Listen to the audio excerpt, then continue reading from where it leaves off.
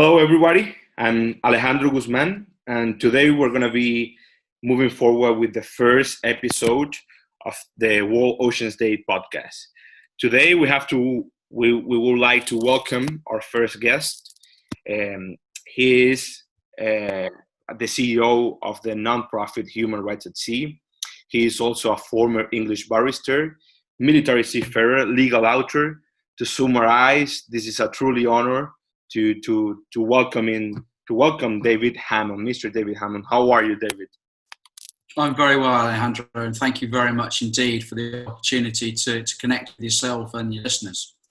Yeah, to this year's edition of the World Oceans Day come in the context of a global pandemic that, as you know, this pandemic has been impacting all us on our daily life, of course, in a global scale dimension. However, apart from this obstacle, we are still celebrating the Global Oceans Day. And this year's theme comes in the context of the SDG number 14, Life Below Water, and the importance of protecting biodiversity and the sustainable use of oceans and coast. Why do you think it is important to celebrate this day? Why do you think it is important to celebrate it within the context of the global pandemic? In terms of everything that's happening at the moment at sea, both conservation, sustainability, if you look at issues of bluefin tuna, for example, and the scarcity of resources, seabed resources as well, the melting of the ice caps, the opening of the oceans in the North Pole and the Northwest Passage. But of course, for ourselves and our charity, the whole oceans theme, and not just the SDG 14, but other SDGs are all circulating around the issue of human beings. Because at the end of the day, you simply do not get any of this conservation, any of this sustainability, and any of the protections of the oceans being undertaken by really anybody else other than ourselves. And we ourselves need to be protect the people who are undertaking those roles, including the seafarers, the fishers, and indigenous fishers. But for us, it all ties in. Human rights at sea really ties into the conservation, sustainability piece as well. Yeah, this year the scientific community and the World Oceans Day organization, we wanted to showcase facts about what is happening within our planet, and of course, within the context of the celebration of the Oceans Day, we wanted to fight climate change, and of course, invite everybody to sign a petition in order to ask our leaders to protect at least 30% of our blue planet. Can we have an insight from you about this issue? Well, the most destructive force on the planet is Homo sapien, the good old human being. And the reality is, as a father myself, and for all of those listeners who have got families, is that we're managing to really muck around this world in these past generations, and we've got to do something quickly. Whether it is policies, whether it's new laws, for us, it's an issue, and a much wider issue of awareness and education. So our insight is quite simply that we have to keep banging the drum, we have to keep the awareness levels up, and we really need to empower the next generation. Yeah. David, before going into the human rights at sea work, I would like to you give us a kind of introduction on how protecting the sustainability of our oceans and the use of our oceans is also a human rights issue. Of course. So you see a lot of the crossover, particularly when you look at illegal, unregulated, unreported fishing, i.e. fishing, when you have the issues in Southeast Asia, as widely reported internationally now, in terms of slavery at sea, human trafficking, and the sustainability piece is mixed in between. When you look also in terms of our food sources, we have a huge food source and effectively freezer and larder, if you want to put it that way, in the oceans. But we can't just be exposing that to unregulated fishing in particular. And of course, that unregulation in the fishing also goes hand in hand with unlawful activities or unregulated activities, which includes fishers and seafarers who are often, we get reported of as being at sea for 3-4 years at a time without seeing their families or touching land. And even then, they don't get necessarily all their wages. And as we've most recently seen, people are simply thrown overboard when they die at sea. Bodies are not repatriated. So there's a number of crossovers here, but really it is the human exploitation of the ocean's resources where the crossover between conservation and human rights at sea comes in. Yeah. So basically, like to everybody to know what do you do on your daily life. We're gonna be heading into talking about human rights at sea, no? And so, like, tell us what is human rights at sea, and what do you do on your daily life, and what is doing the organization right now? Okay, well, Human Rights at Sea is a very young organisation. We actually, as of today, started our 7th year of operations. It's ironic in a world where generally you have a lot of rules-based approaches. You have labour rights, you have women's rights, you have disabled rights, you have child rights. But in 2013, as a matter of fact, human rights at sea simply did not exist globally in terms of a civil society platform.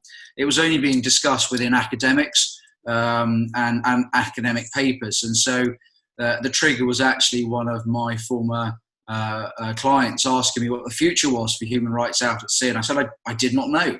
So I did as we all do. I picked up my phone and went to a search engine and typed those 4 words, human rights at sea, into the search engine. And little did we know that nothing existed at that stage. So we bought the website, and the rest really is history. Now you see PhDs, master's theses, you see talking about human rights at sea, you see states such as India, Taiwan, for example, and other states around the world now engage with the human rights at sea dialogue. And so our everyday business really revolves around one thing, and that's our founding principle. And our founding principle is very simple. It's that human rights apply at sea as they do on land. Mm-hmm. So the rights that, that Alejandro, you and I enjoy now, our families enjoy, our listeners enjoy where they're sat, and sometimes those rights aren't as free as we want them to be. But our view is that they are totally applicable at sea, and just because you're out of sight and out of mind and away from land, that they should not be taken away or not be available to you.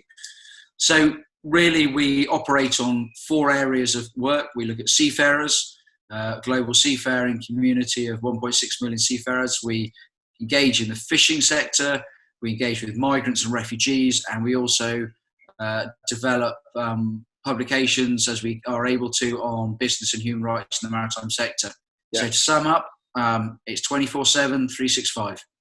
Yeah, I personally love the work Human Rights at Sea does. I feel part of the organization's family, but how somebody, let's say in Kansas or Bolivia or even Hungary, should care about like the protection of the sea and the protection of human rights at sea, even if they don't have access to sea, so how they can help to tackle this issue, and how they can get involved? Well, firstly, you've got to have a belief that human rights exist. There are a lot of people who don't believe that fundamental human rights under the 1948 Universal Declaration of Human Rights, those 30 articles, actually are applicable. So you have to start with a mindset or at least a basic knowledge and a want to have access to human rights, and therefore simply step through the gate, as we say, that our founding principle is one that if you want your goods delivered, your tech that you're watching, listening to, podcasts, etc., your phones that you're speaking to your friends and family, virtually everything that you probably wear or to a degree is in your house has come by sea. So really, we need to educate people that there's a silent workforce of seafarers moving 90% of the world's goods, including the goods for the listeners and for those people who may have an interest, come by sea. And so therefore people should have and must have rights to protect them, because ultimately they're protecting medicines, foods, materials, raw materials. So to start off with, it's a good degree of education, but for those people who really want to get involved, it is simply a universal message of people who are interested, be it at academic or legal or state level or commercial level, to start looking at what human rights is about, what the philosophy is about, and starting to megaphone it. Like many issues, it needs people to talk about them. Yeah. Which are the upcoming goals for the organization, and how we can like summarize the process of fighting against the human rights violation at sea? Well, our vision is very simple. It's to end human rights abuses at sea. And that goes hand in hand with our founding principle, which we've already discussed. Yeah. How do we get to that goal? It's a long road. It's a goal of education. It's a goal of awareness. It's a goal that's achieved also by publications and the ability to freely speak about the issue of human rights, not just at sea, but more widely. Yeah. David, as you may know, the World Oceans Day, what is about is a lot of what is about the World Oceans Day is to bringing together stakeholders, because that is key to protect our oceans and also to protect human rights at sea. What about them, and how can we bring it together into the table? How we can bring the scientific community, the public policy community, the academic community, and to work and make them to work together in order to of course tackle this issue. Well, I think you already see that firstly with the World Oceans Day this year, but you see it a lot in forum around the world. There are many NGOs, civil society initiatives, government, state-led initiatives, and the real basic piece, certainly from our perspective, is that those have to continue to be considered, engaged with, particularly at the UN level, because ultimately it is a state's responsibility to protect human rights. It's a state's responsibility to put in the measures to protect the environment, to remain sustainable, put in conservation measures. So it comes to national law, and it also goes to international convention and law. But just a small point, because you raise an interesting point, is that we can't be myopic. We can't be sort of tunnel visioned about whether or not it's a scientific approach or it's a conservation approach or a fisheries management approach or a human rights approach. It has to be a combined approach.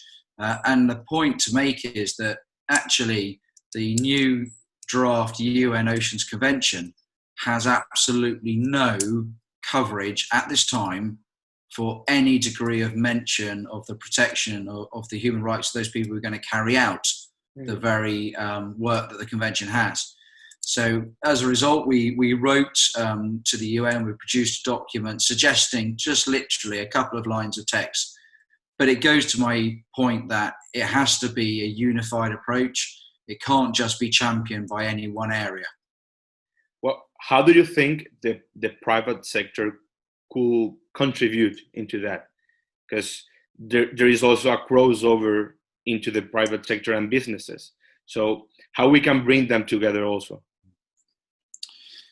It's very interesting. Very recently, with as you all know well know more than most people, when you look at the 2011 UN Guiding Principles on Business and Human Rights, which of course are entirely voluntary, they are probably the only standing document that you'll find big business referring to. So when we're looking at the oceans and we're looking at the ability to regulate, sustain, and conserve. For example, when you have certification schemes such as the Marine Stewardship Council and other organisations, those schemes must also start including the ability to measure and audit not just scientific data and catch data and climatic data, but they also need to measure the impact of what's happening with the crews and the fishers that are out there who are actually catching the fish, and therefore we have a measure of sustainability from that data. The other issues that we're seeing and are of concerns to us is that private sector only comes to the party when they're criticised or there's a media article.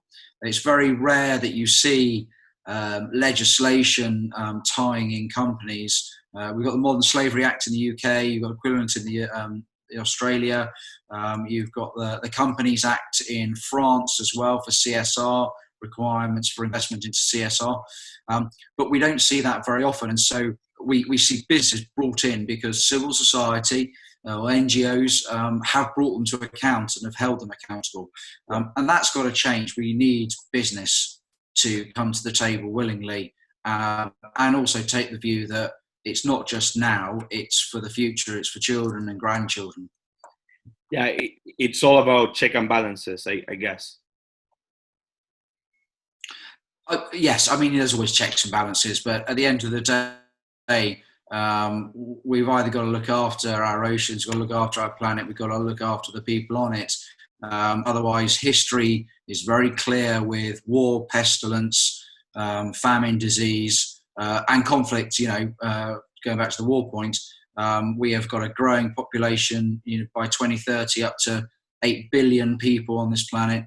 And there is going to be no doubt that there is going to be conflicts over resources, including the seas. Yeah. Well, David, we're heading towards the end of our conversation, but after that, I would like to ask you a couple quick questions, right? Sure. You have been around the world, so I would like to know what's your favorite part of the world, or better said, what's your favorite sea? My favourite parts of the world? Well, I do have an affinity for certain parts of Africa. I really enjoyed my time in Somalia. I went to Mali. I was meant to be there for 4 months working with the European Union and came back 22 months later. So I have a huge affinity for the Malian people.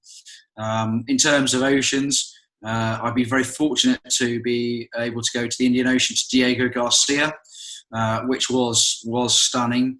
But I learned as a marine biologist, as a young Bachelor of Science marine biologist, to scuba dive in the UK waters. So as cold, as murky as they are, I have an affinity for my own UK waters as well.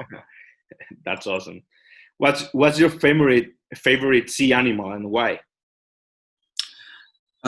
Easy. For me, that's the octopus. They're incredibly intelligent, beautiful creatures. Very playful once they've initially fired their jet of ink at you. And I used to do a lot of night diving, and that was always the highlight. So the octopus family, and stunning animals. What about a final message to our audience? From our position at Human Rights Sea, and I say our, it's my position as well, because I obviously founded the organisation, my life's wrapped into it, is always seek corroboration and look for routes to finding out the facts. Human Rights at Sea and many other organisations, we act transparently, we're open, and if in doubt, ask. You can always get a hold of my team through our website, and we'd be delighted to respond either on social media or through emails. Well, Everybody, this was David Hammond from Human Rights at Sea. We are celebrating the World Oceans Day. Thank you very much and see you soon, David. Thank you very much indeed. Thank you for having me.